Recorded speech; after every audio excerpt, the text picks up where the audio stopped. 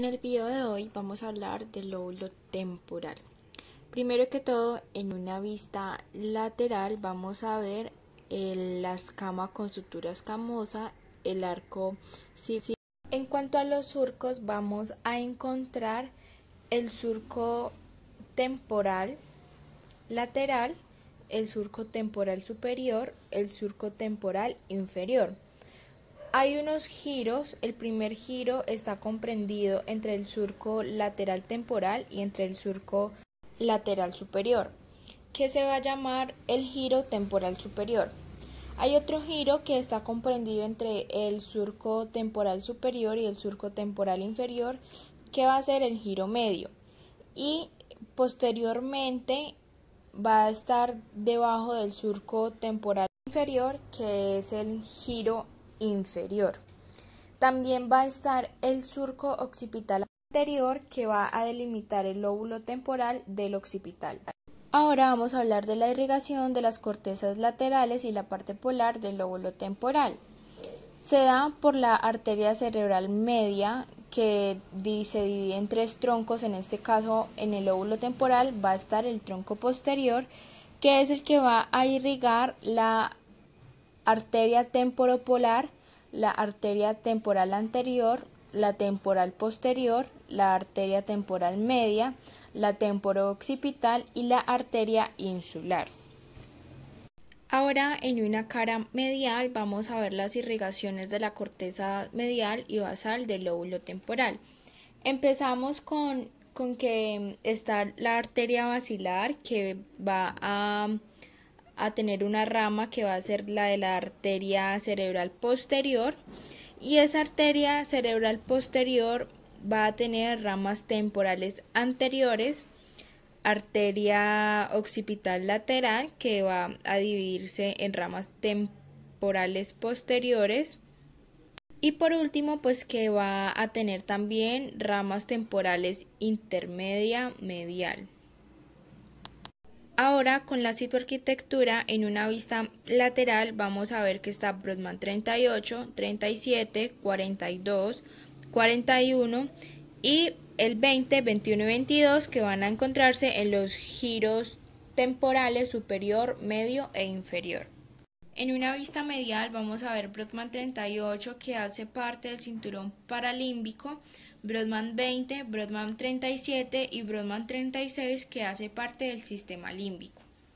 El lóbulo temporal va a tener predominancia de von Economo tipo 1, tipo 2 y 3 y tipo 5. Es decir, heterotípica granular de asociación, homotípica disgranular de asociación y heterotípica granular sensitivas primarias. Y en cuanto a la mielogénesis, vamos a ver que una mielogénesis temprana va a estar la auditiva primaria, en mielogénesis intermedia va a estar áreas de asociación, y la tardía va a estar áreas de asociación visual y parte de las cortezas polimodales temporales. Para entrar en un poquito de contexto, vamos a ver que estas áreas funcionales se van a encontrar entre el giro transverso de Hershey, entre el giro superior, medio e inferior. Empezamos entonces con el A1, que es la corteza auditiva primaria, Brodmann 41, que se encuentra sobre la superficie opercular del temporal. Y esta área va a recibir proyecciones del cuerpo geniculado medial del tálamo. Continuando con el área funcional ABR, que es región del cinturón auditivo, que está en B o Brodmann 42, ubicado en el mismo lugar que A1, es decir, sobre la superficie opercular del temporal.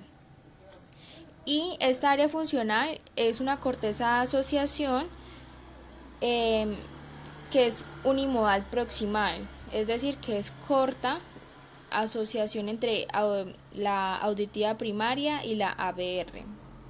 Asimismo, encontramos la APBR, que es la región del paracinturón auditivo.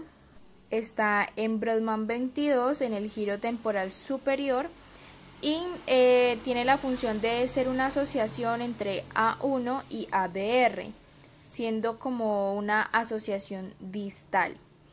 Y también encontramos la área funcional W, que es el área de Wernicke-Brodmann 22, que se encuentra en el giro temporal superior en la parte más basal de los giros angulares y supramarginal. ¿Qué pasa? Esta área es una corteza de asociación visual del occipital y de las áreas de las asociaciones visuales temporales. Llegando el caso de que se afecte estas áreas, va a haber una alexia pura. También es una corteza de asociación con las áreas somatosensitivas de los parietales, y llegando el caso que se afecte, va a haber una alteración en la fascia táctil, es decir, no va a haber una comprensión de la lectura táctil. También funciona como una corteza de asociación con otras áreas auditivas, y si se afecta va a poder dar una sordera pura. Entonces, en el área de Wernicke, esta está asociada con muchas cortezas auditivas y visuales, que si se ven afectadas, si se alteran, pues va a generar afasias de comprensión.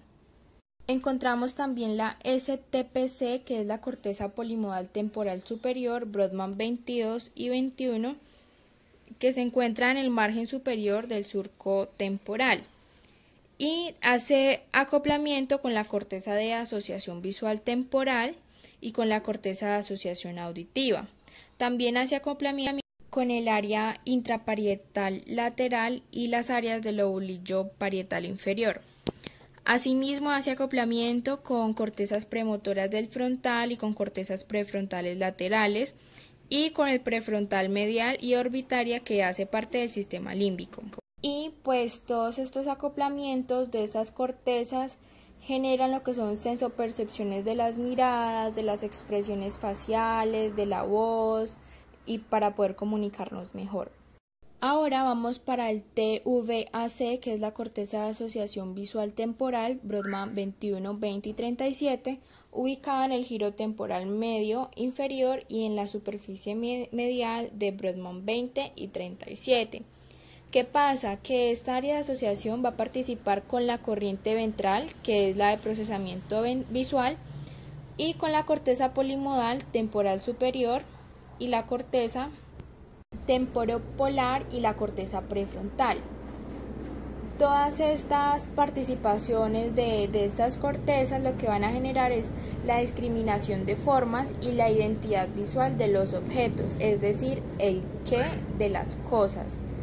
Y pues todo es posible gracias por el fascículo longitudinal inferior, que próximamente se une con el fascículo unciforme. Asimismo, el fascículo longitudinal inferior y la corteza de asociación visual temporal se va a asociar con la amígdala, es decir, con las corrientes eferentes que provienen de la amígdala para el condicionamiento del miedo. Y por último está el área de asociación TPC, que es corteza temporopolar, Brodmann 38, que está ubicado en el cinturón paralímbico y se encarga del acoplamiento con sistemas auditivos y visuales y también límbicos para el reconocimiento remoto de rostros, alimentos y objetos conocidos, lo que permite que tengamos una memoria retrógrada y memorias episódicas autobiográficas. Bueno, en las corrientes de procesamiento auditivo vamos a encontrar la primera, que es la corriente audiofrontal anterior, que es la que procesa el qué de lo que escuchamos. Se asocian con Brodmann 10, 46, 45 y Brodmann 12, los cuales permiten construir un dominio cognitivo prefrontal del qué. Recordemos que este va a ser ventral. Y va a haber otra que es la corriente audiofrontal posterior, que es la que procesa el dónde de lo que vemos, y está asociada con Brodmann 46 y con el campo ocular frontal, llegando al dominio cognitivo prefrontal dorsolateral.